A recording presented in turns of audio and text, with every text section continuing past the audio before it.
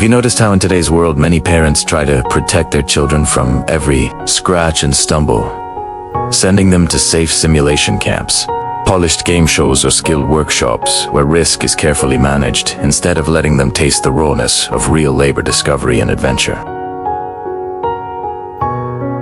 We live in an age where growth is often packaged, sanitized, and sold as an experience, but beneath the glossy surface, something essential may be missing. The grit of reality, the humility of effort, the unpredictable lessons of life itself.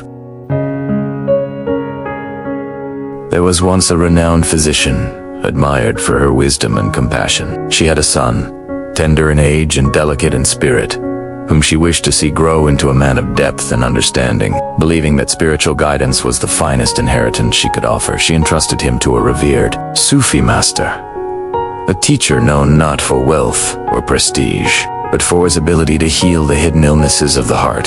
The boy arrived at the master's lodge with expectations of sacred lessons, perhaps poetry, prayer, or mystical secrets whispered under the stars. But instead, the master gave him a task that shocked both mother and son: to clean the latrines. Day after day, the boy was asked to scrub away filth, to bend low where others would not dare, to face the odor and the dirt that society hides away. When the mother heard of this, her heart trembled. "My son is too gentle for such humiliation," she thought. In her desperation, she sent 12 Ethiopian slaves to the master, instructing them to take over the degrading work.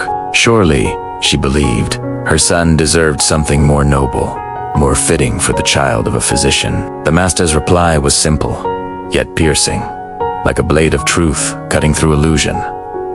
"You are a physician. If your son suffered an inflammation of the gallbladder, would you give the medicine to an Ethiopian slave instead of to your son?" Life, lesson, and reflection. The Sufi master's wisdom reminds us that no one can swallow the medicine of growth for another. Just as the boy had to clean the latrines himself, our children, and we ourselves, must face the discomforts that shape character. When we replace genuine struggle with curated simulations, we risk raising spirits that look mature on the outside but remain fragile within.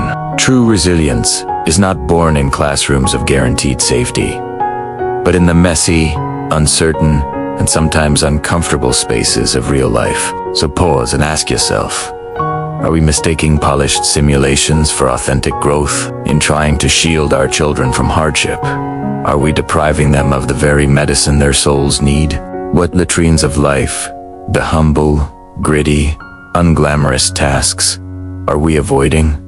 And what lessons might they hold? Could the discomfort we resist be the doorway to the strength we long for? The master's voice echoes into our modern lives.